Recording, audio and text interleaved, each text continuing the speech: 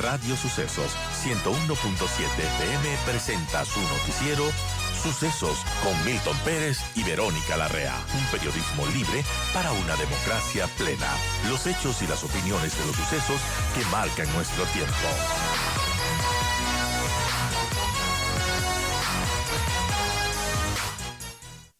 (8:47) saludamos a Arturo Moscoso, analista político, para conversar sobre lo que está ocurriendo ahora mismo en el país. Arturo, buenos días. Hace un momento hablábamos con Fernando Villavicencio.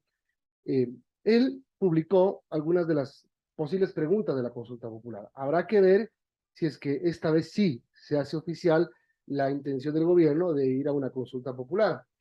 Reducir el número de asambleístas, los provinciales que sean elegidos a medio periodo, la extradición de narcotraficantes y delincuentes de cuello blanco, eliminación de las facultades del Consejo.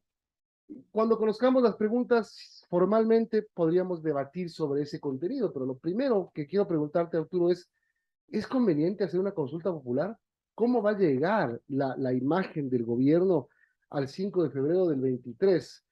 ¿Y cómo hacer una campaña para que la gente entienda que debe votar por lo que se le pregunta y no por evaluar la gestión presidencial?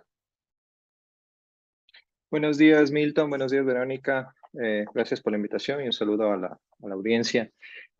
Bueno, esa pregunta es fundamental, ¿no? Porque en el Ecuador y en general en los países latinoamericanos, las consultas populares se vuelven una especie de plebiscito sobre quién pregunta y no sobre lo que se pregunta, ¿no? Es poca la atención o relevancia que los votantes le dan a las preguntas y más bien se entiende como una votación de apoyo o rechazo a quien está preguntando. Y claro, dentro de esta lógica, pues entra a jugar un papel preponderante el capital político que tenga quien pregunta en ese momento. En este momento, al menos el gobierno ha perdido mucho de su apoyo, de su credibilidad, y pues no sabemos qué vaya a pasar hasta el 2023, pero si sigue en esa tendencia, pues contará incluso con apoyo más bajo, ¿no? No somos magos para predecir el futuro, pero si nos ponemos a ver las tendencias, pues ha ido decayendo este apoyo al gobierno. Ahora, por otro lado, es importante pensar bien qué es lo que se va a preguntar, como también decías, ¿no? Y ahí las preguntas tienen que enfocarse en tópicos o en temas que a la gente le motiven, ¿no? Le llamen la atención. El tema de la seguridad, el tema del empleo, ¿sí? El tema de la economía en general, y alternar estas preguntas con preguntas quizá un poco más técnicas, quizá menos comprensibles para la gente, para que vayan en un solo paquete, ¿no? En un solo paquete en que la consulta tenga posibilidades de ganar. Pero claro, estas preguntas tienen que ser muy bien pensadas, tienen que ser muy bien elaboradas, sobre todo para que sean comprensibles para la mayor cantidad de gente, que no sean demasiado complejas y que le hagan pensar a la gente que están votando por su propio beneficio y no por quien pregunta, ¿no? Creo que eso es lo más importante en este momento, en el caso de que vaya a llevarse a cabo la consulta.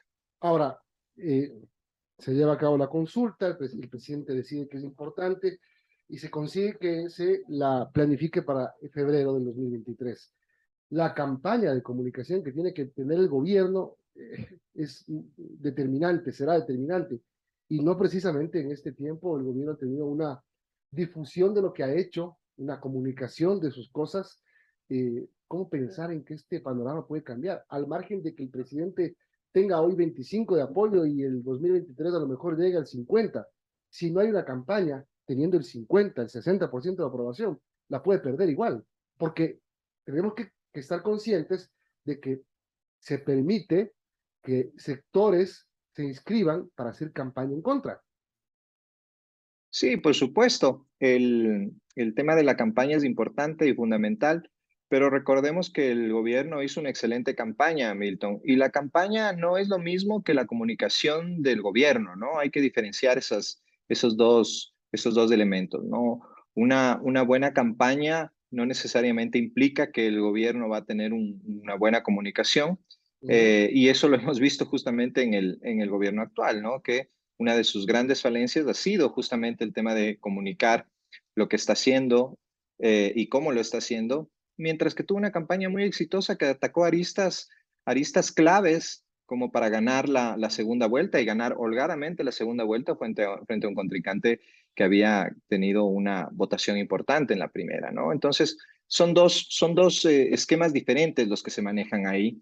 Y pues claro, evidentemente, quien esté llamado a dirigir la campaña tendrá que ser un experto en este tipo de cosas. Tampoco es igual una campaña electoral para optar por cargos públicos que una campaña por una consulta popular, ¿no? Entonces, habrá que ver qué es lo que está, cómo se encamina eso, ¿no? Claro, pero Es es que importante esto porque, claro, lo que pasa es que perdón, dime. al final, Arturo, perdóname, todo termina mezclándose y es bien importante, como te decía, estar consciente que hay una contraparte que se inscribirá para hacer campaña en contra.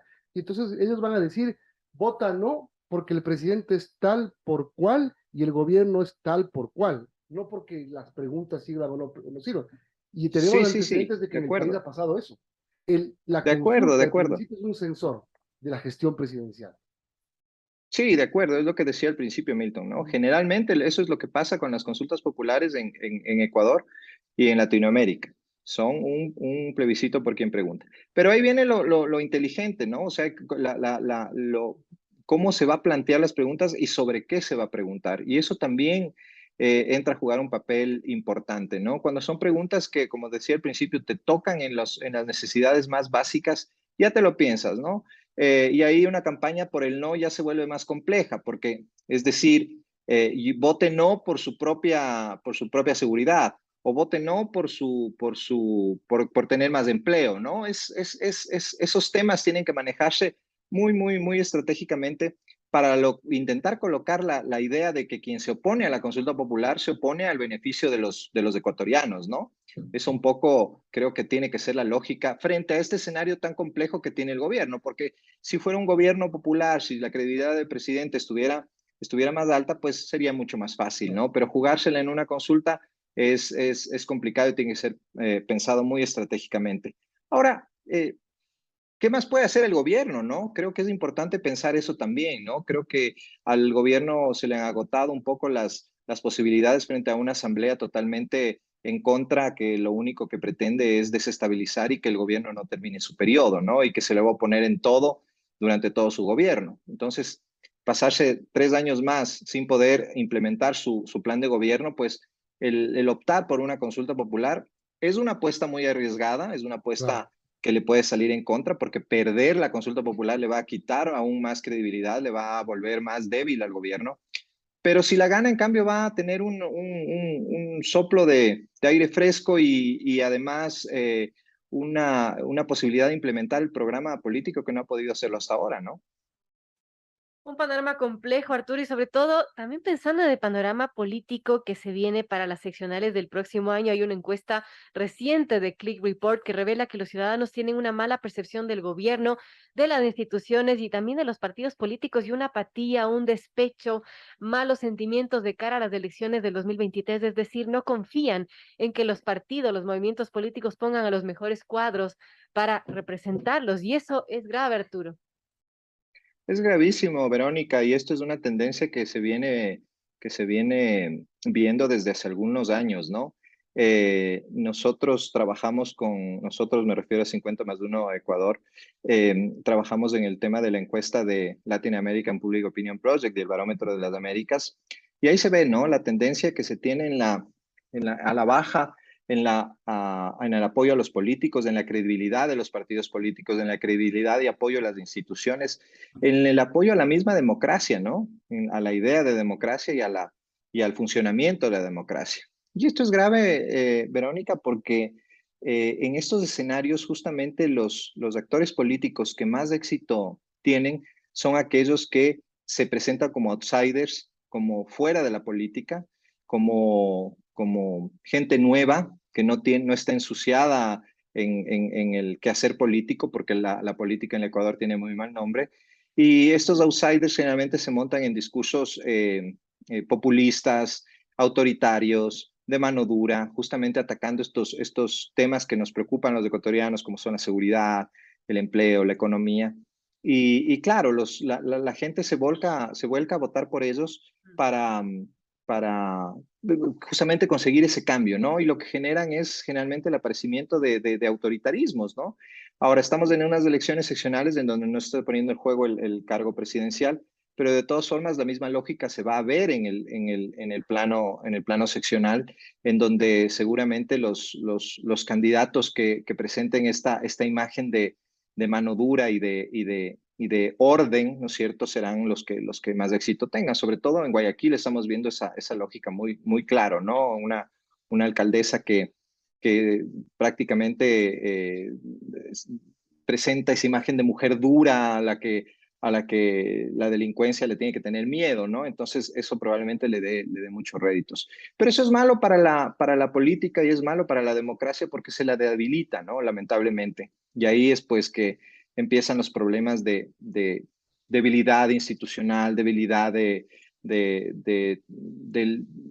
Estado, ¿no? La capacidad del Estado de poner orden, de intentar que la ciudadanía tenga un mejor nivel de vida, ¿no? Y entonces eso es justamente lo que le sirve a este tipo de políticos. A eso hay que sumarle un sistema de partidos desastroso en donde tenemos un número de partidos enorme compitiendo en las elecciones seccionales, en donde además no hay un sentido de programa o de ideología en esos partidos, ¿no? Son meramente vehículos electorales. En Quito estamos viendo como un candidato de derecha es candidatizado por un partido de izquierda, ¿no? Una cosa que parece de locos, ¿no? Y así cualquier partido sirve como un vehículo para las candidaturas y no hay programas, no hay propuestas, no hay verdaderos planes de trabajo que vayan a largo plazo, ¿no? Es simplemente el intento de ganar una elección. ¿Para qué?